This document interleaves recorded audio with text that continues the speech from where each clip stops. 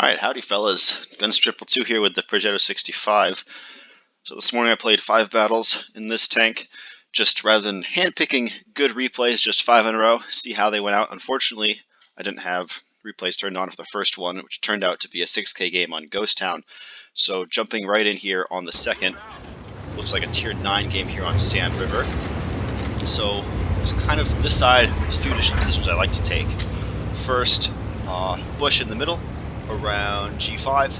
Second of all, play the JK lanes. JK lanes really allow you to control the engagement, right? Because if you have JK, you have lightning fire and the heavies in the middle. It gives you that map control. So team deployment wise, you don't have a whole lot going to the north, but at least for now, that's right. I'm just going to take the Progetto here. I'm fully clipped in 3 seconds. Post up, prepare for some shots on any aggressive enemy heavies which might be moving into the middle. For example, this VK here. Now, bit of a tricky shot. I'm seeing if I can feather anything on the Wheezy 120, but it doesn't look like it. VK driving to the open. Put a shot toward his lower plate. Unfortunately, it doesn't go through. I am above him, so that's going to have a hard time penetrating. Rather than take a second shot, pulling back here, since given him approaching probably 430 meters from me, he could definitely spot me, and I wouldn't want to get tagged from any of their campers they might have toward the F7 area. Now let's see. Seeing about VK is actually playing very aggressively. He's about to get gangbanged to hell by our heavies. What I'd like to do now is, where our IS-7's playing, in toward the, what is this, a mosque? Something like that. Anyway, playing in there gives you hard cover from any of their snipers and lets you flanking fire into the heavies, which will usually push up to the corner. But let's see if I can get any use out of this position today. I spotted their Wheezy 132, camping in the back. Odd play for a light tank, but picking up a little bit of spotting damage on him as well as the bat chat. Tricky shots on the bat chat. I think I did have a bit of a pixel shot there. Unfortunately, couldn't make it go in. Oh well, picked up 720 spotting at least. Just chilling for the moment. No one's really spotted on our team. No one's spotted on theirs either. So I'm not super encouraged to be very aggressive, especially with 2 artillery pieces in play today. Just gotta see if anyone makes any aggressive plays. That really is where the Progetto shines, is punishing stupidity from the enemy side. See if I can side scrape out here. I'm basically using 6th sense to figure out where the heavies are, because if I poke, I may not spot the heavies, but they will spot me in there, exactly. So now I know there's either a heavy there or possibly Wheezy that spotted me. At any rate, let's just hold position and see how things turn out. I'm taking a look at the mini-map, right, and to the north, all along the A, B, C lanes, we have absolutely nothing. We do have some people camping on our base, but really have no map control there, so I'm actually disengaging this position and preparing to head back for a base def. Note how I'm doing this, using the Abbey as cover from where the heavy tanks would be, taking a look at the view range circle, making sure I won't be lit by the Emil 2 as I disengage. And just as we suspected, we got a 430 and a 277 pushing in through the AB lanes. Phase 1's in a bit of an odd position, but if he can get hull down, that would actually be fantastic for us. I feel fairly safe making this cross in the open just because with the heavy's position, they're outside 445 meters, so I'm not going to get lit for that. Though it did look a little dangerous. 1390 appears to be disengaging. These guys aren't spotted, but given where the AE is, we know that they're still behind the bluffs, exactly. So if I'd love to get across and get flanking fire on the 277 and the 430, because with my clip potential, I can put them down into one-shot territory quite quickly. I'm just worried about being spotted or shot to my right, because I don't know if there's any enemies who could be up in the C7 area where that fight usually takes place. There, 430's taking a hit. He's down to a 2 or 3 shot from me. So hopefully I can finish him off and then put something in the back of the 277. Beautiful. Good high roll into his side there. Now let's poke on the 277. See what I'm doing? I'm waiting for the clip to reload. That way I can preserve my DPM as much as possible. Into the ass. Throw 8. Going for the track here. Miss it though. The side. One more to the side. Now disengaging. I wouldn't be able to finish him off with that last shot anyway, so I'd like to let my clip reload.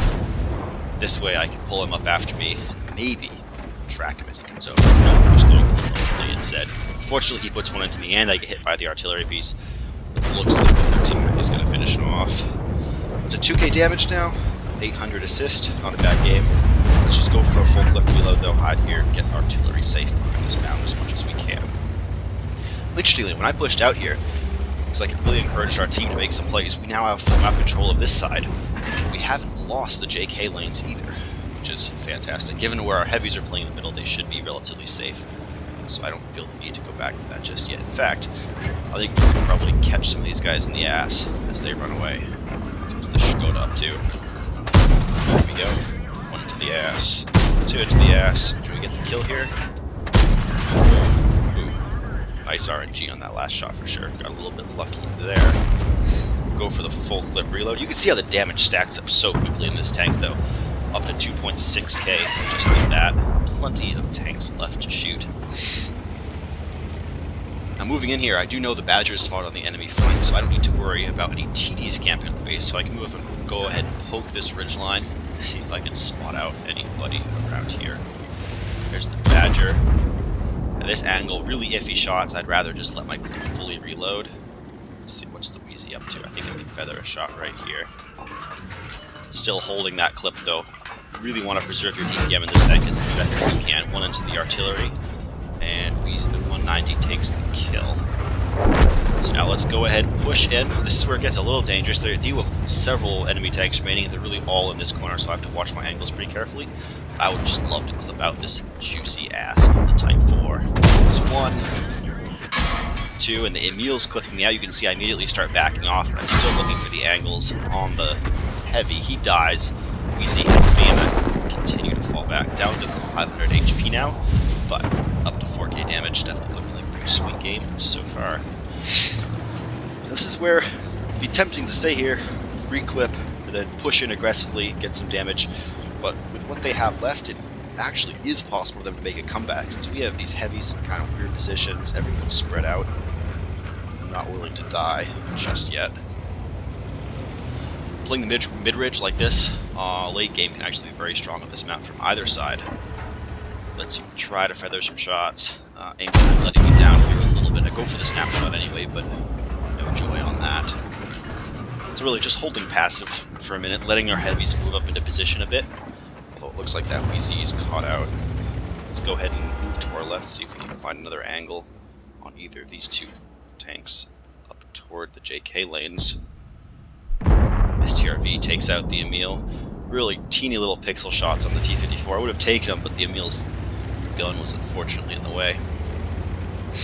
Now I'm thinking, okay, let's see if I can flex over here. Maybe feather a shot on that Badger or S-Conk.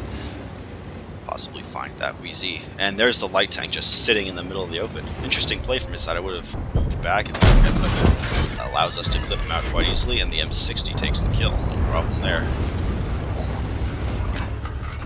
10-5 on the score. Let's get the track on the Wheezy 120 and he goes down. Up to almost 5k damage already. Fully clipped, moving in. We've got a 3/4 HP Badger and a 2-shot S-Conk as well as an artillery, presumably on full HP. But this is really where the Progetto shines. You can be quite effective as a late game cleanup tank. Good to add a couple extra 1,000 damage to your score. Just go into the Badger's lower plate right here. Anchor time, he's not looking at us. There's 1, 2. Obviously I'm being aggressive here.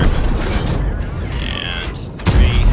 Unfortunately misses, and the Badger high rolls me to take me out of the game. But game's won, 5.6k damage, and 800 assist. All in all, a good showing with the Progetto.